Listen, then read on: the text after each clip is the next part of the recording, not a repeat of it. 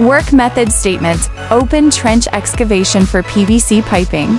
Survey and marking pipe alignment. The initial stage involves a field survey using a theodolite or total station to determine the coordinates and elevation of the pipe route according to the design. Once verified, the alignment is marked on the road surface using spray paint. An asphalt cutting machine is used to cut the road surface precisely.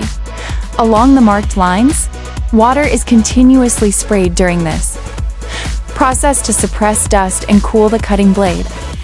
After the initial cuts are made, a pneumatic jackhammer or road breaker is used to break up the asphalt layer, making it easier to remove before excavation begins. The primary earthwork begins using an excavator to remove the soil.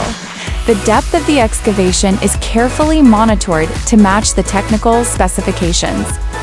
To prevent soil collapse and ensure worker safety, a steel shoring system trench shield is lowered into the trench to support the side walls. The excavator continues digging to the final required depth, the trench bed, and clears any remaining debris within the shoring structure. The PVC pipes are carefully lowered into the trench and joined together.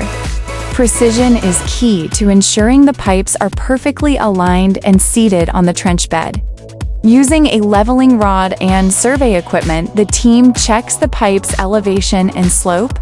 This ensures the correct flow gradient according to the hydraulic plan.